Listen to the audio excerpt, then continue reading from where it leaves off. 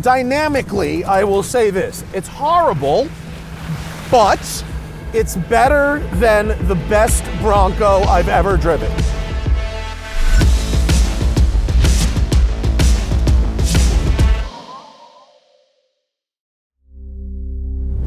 This is a 2021 Jeep Wrangler Unlimited Willys Edition. It is a cynical marketing ploy designed to evoke memories of World War II iconography and little Jeeps in the Pacific theater of war. In my opinion, the connection, although this is a nice vehicle with 4 doors, a hard roof, and all kinds of creature comforts, is purely aesthetic and literally skin deep. This is a Willys Jeep. No doors, no roof, no anything. That is authenticity. Except this one's been restored, modified, and even has a completely different powertrain. In fact, only 2 components remain from the Jeep that left the factory in the 1940s. So the question is this: is a fully resto-modded Willys Jeep that retains some of its Willys characteristics more authentic and real than a branding exercise? Let's find out.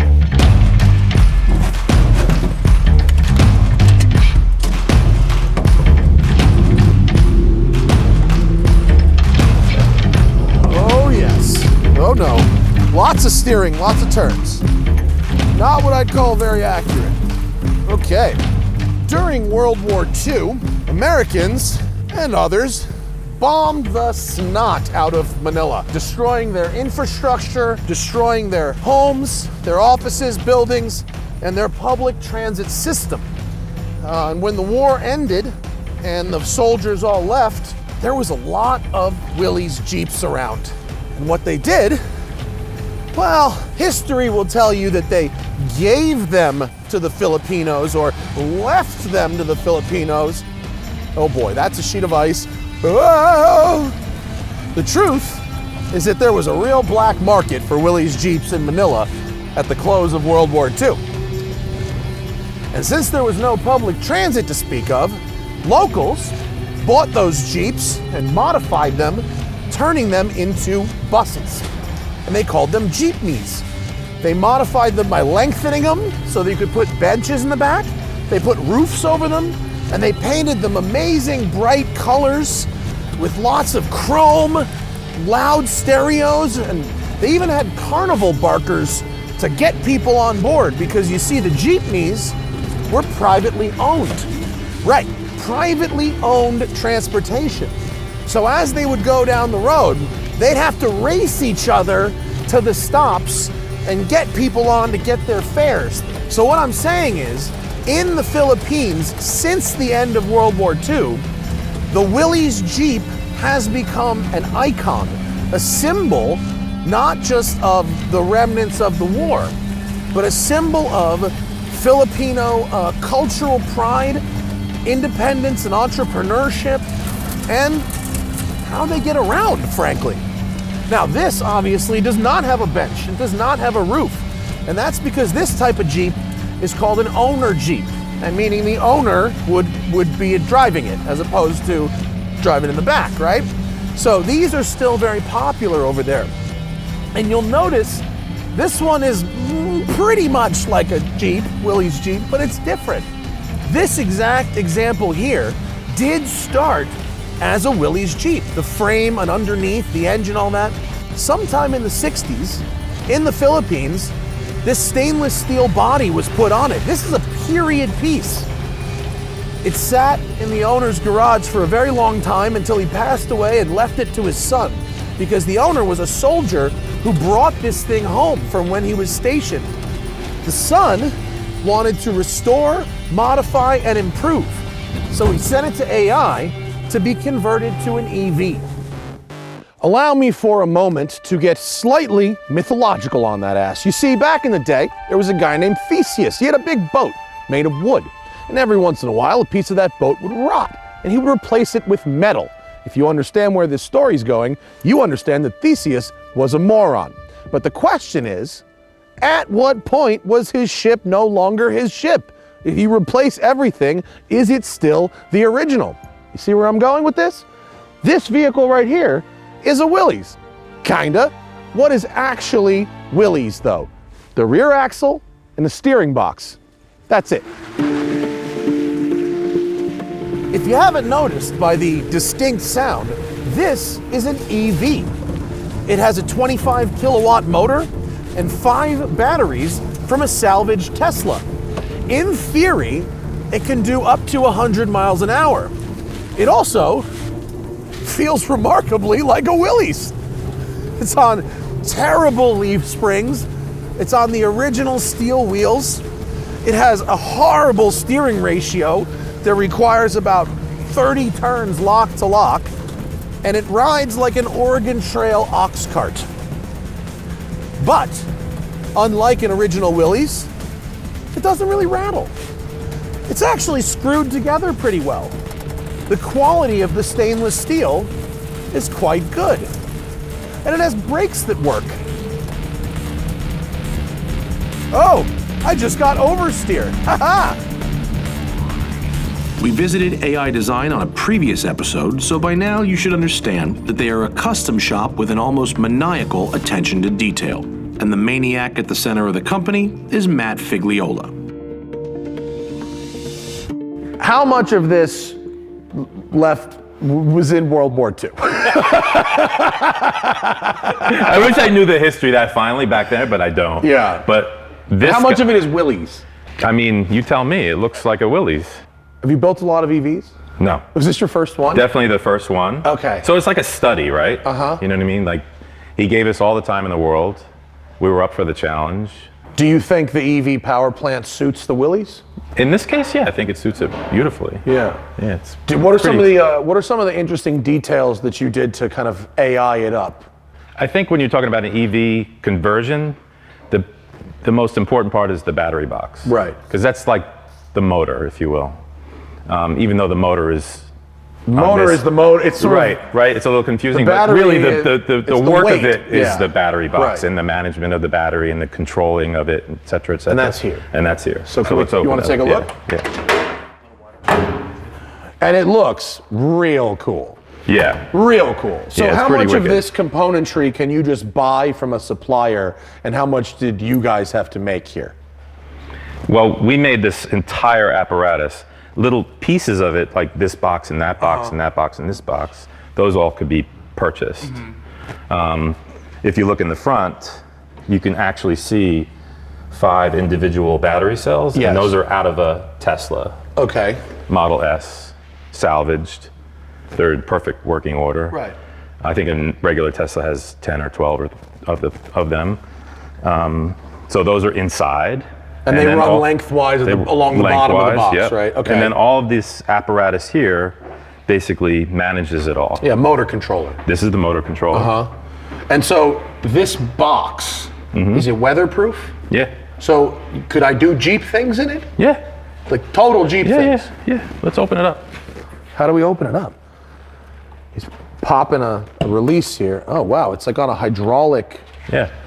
So Well, there's a that's seal. very super villain. I mean, really, that's like that's like some real Bruce Wayne-y kind of Yeah, so you could box. access it. Yeah, and it's got good weather stripping here too, so it does. The glass does feel is tempered. pretty tight. Yeah. So this was your first project, and what were some of the biggest challenges? Packaging. At first, the biggest challenge was just to sort of collect these things here and figure out which charge controller we wanted to use, what battery management system we wanted to use, what motor controller and what motor. The motor's in there. And then you had to sort of make sure all those work together. We spent a lot of time talking to the manufacturers of these things and people that have done this before. We dabbled with maybe using different batteries, and that didn't really pan out. It seems like the salvage Teslas are the way to go, even today. Yeah. For an EV conversion. The big task was making something to contain it in. Because you need the weather, because you don't have any, normally Yeah, in and a it had- regular car, and it right, had you to have be an interior of some Right, and it kind. had to be cool. Like we had seen some other stuff, and they were like just welded boxes, and everything was stuffed in it. It wasn't terribly interesting. And I was like, nah, we're not gonna do that. So that's not very fun. Yeah, so it becomes about making a really cool looking box. That's what it became. I think it's to, sort of show off what you can do, and what's really inside, what's making it work. As far as the performance of a vehicle, it's a pretty low bar to build something that would impress someone who is used to a Willys. You know what I'm saying? And it's not to say the work like a little overkill? It's not to say the work isn't beautiful, but I'm saying it's a good place to start as opposed to, I don't know, a Rolls Royce or something where in that regard, it is a good place to That's start. What I mean. To me, I was thankful for that. That's what I'm saying. Like, this is sort of a very basic vehicle. Yeah. And it was a very manageable project. Yeah. It's like someone said, build me the coolest go-kart you could build me. Basically. Yeah, like during the course of this, one of my clients asked me to EV a Pinsgauer. Yeah. Which would be really difficult for the first EV to do. Exactly. Yeah. I think I know who asked you, too. You do know who asked me. And he did ask me. That's hysterical. He'd pay for it, too. But I wouldn't want that to be my first one. No, Portal axles? No. So what is the actual just drive mechanism? Just a single shaft into the rear end? Single shaft, no transmission. The motor's directly attached to the drive shaft. That's it. So power and range, what are we looking at? I have no idea. Is there some kind of gauge? Will I know? Will I know while driving it how much is like left? Is it a slam? No, it's a real hard push.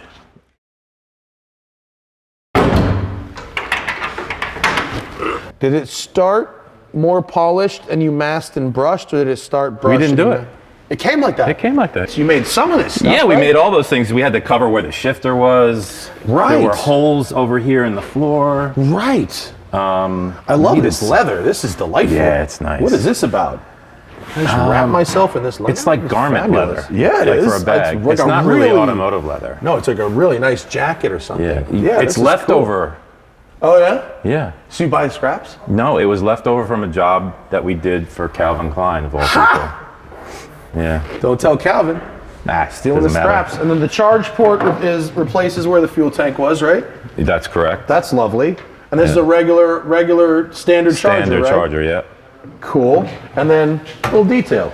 So the customer actually asked for this, and he wanted this little bit of whimsy attached to the car. Whimsy's good. This was a jerry can holder, which he doesn't need anymore. So why not put a battery there? But it's, it's just made to look like a 9-volt battery. Put a little filler, make a little like a little wine dispenser or something, some kind of We stuff. actually researched like wacky packy stickers. You remember those? Yeah.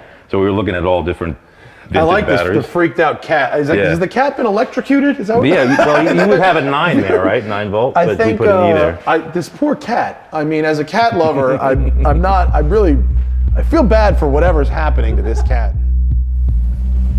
I feel like I'm going a little faster than I probably should be, considering how much ice there is and how much I could die. I mean, honestly, there is a governor. In theory, it won't let you go over 30 unless you buckle the seatbelt. But I'm going like 28 and I feel like I'm going to die. So I'm not sure that matters. This is flat. We are flat. Yump! I do like that AI has gotten their custom touches in there. They always find ways to subtly modify in ways that you don't at first notice, but like this leather in the seat, it's fabulous. Uh-oh. Going down the ice. Unlike an original Willys, this EV one is strictly rear-wheel drive. And that's because the guy who commissioned it, honestly, doesn't even plan to do this. He lives like 5 miles from his office, and this is like his summer go-to-work vehicle. We are probably getting this thing dirtier than it will ever be again. Whoa! Dynamically, I will say this. It's horrible, but it's better than the best Bronco I've ever driven, right? Like, you know how you could spend $100,000 on a Bronco and end up with a truly terrible vehicle? This isn't like that.